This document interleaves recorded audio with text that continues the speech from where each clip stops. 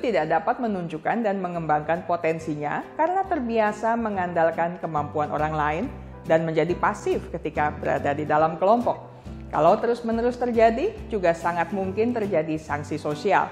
Misalnya digunjingkan teman kerja, dianggap tidak mampu, atau diremehkan orang lain.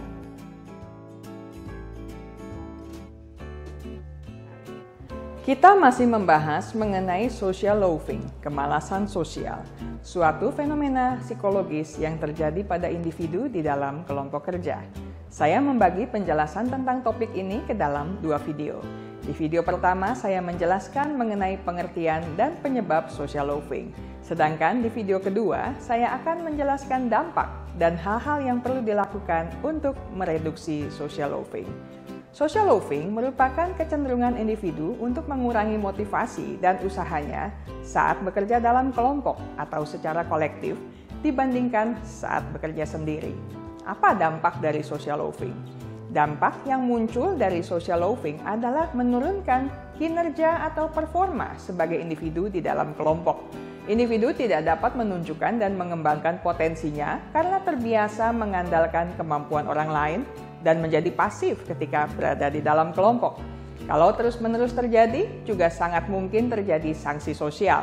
Misalnya digunjingkan teman kerja, dianggap tidak mampu, atau diremehkan orang lain. Hal lain yang pasti terjadi adalah individu menjadi tidak terlatih untuk menguasai keterampilan baru, apalagi ketika dia harus mengerjakannya sendiri di kemudian hari. Agar social loafing dapat ditanggulangi, ada beberapa hal yang dapat dilakukan. Pertama, buat aturan dan kesepakatan. Meskipun hanya proyek atau tugas sementara, buat aturan dan kesepakatan tentang alur kerja, tenggat waktu, berikut peran, dan tanggung jawab dalam mengerjakan tugas. Mekanisme kerja lainnya yang juga harus diperhatikan dalam kelompok. Apabila perlu, tuliskan dengan lengkap agar semua mengingatnya. Kedua, lakukan pembagian tugas dan tanggung jawab. Memberikan tugas yang jelas kepada tiap individu berdasarkan kemampuan mereka tidak cuma melibatkan seluruh anggota untuk aktif dalam kelompok, tapi juga bisa menciptakan perasaan bahwa hasil kerja mereka dihargai dan dianggap penting dalam kelompok tersebut. Selain itu, pembagian juga akan memudahkan dalam melakukan kontrol dan pengawasan kinerja dalam kelompok. Kegiatan ini penting dilakukan jika Anda adalah pemimpin kelompok. Sebaliknya, jika Anda anggota kelompok, ingatkan pemimpin Anda untuk melakukan aktivitas ini di awal kegiatan berkelompok. Ketiga, komunikasikan pentingnya komitmen dalam kelompok. Berikan pemahaman bahwa kontribusi individu terhadap tugas unik dan penting, dan bahwa tiap anggota memegang peranan yang bermakna untuk kesuksesan kelompok. Komunikasikan dengan baik agar setiap anggota tahu apa yang menjadi tugasnya.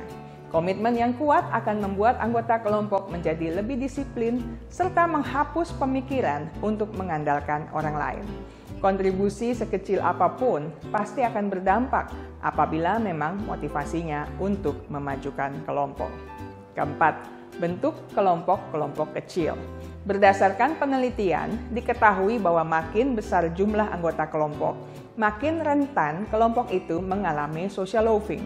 Karena itu akan lebih baik jika kelompok dibentuk dalam jumlah kecil, terdiri atas 3 hingga 5 orang dengan peran kerja yang jelas di antara mereka. Dengan demikian, tiap anggota kelompok akan merasa bahwa mereka diandalkan dan perlu saling mengandalkan. Kelima, berikan apresiasi. Berikan apresiasi dengan detail terhadap apa yang menjadi kontribusi mereka dalam kelompok. Apresiasi atas hal-hal yang dilakukan setiap individu dalam kelompok akan memotivasi mereka untuk bekerja lebih baik lagi di dalam kelompok. Penghargaan dan pengakuan, reward and recognition, juga dapat berupa pujian dan ucapan terima kasih. Keenam, lakukan evaluasi. Lakukan evaluasi terhadap performa kelompok sehingga diketahui apa yang perlu dibenahi dan mana yang sudah berjalan dengan baik. Evaluasi juga bisa bermanfaat untuk pekerjaan kelompok di masa depan. Seluruh anggota akan lebih terbuka, tahu letak kekurangan masing-masing serta memahami solusi untuk memperbaikinya. Saya selesai sampai di sini. Sampai jumpa minggu depan dalam topik menarik lainnya. Ingat baik-baik, kesehatan mental Anda sangat berharga. Jagalah, pertahankanlah dengan sekuat tenaga.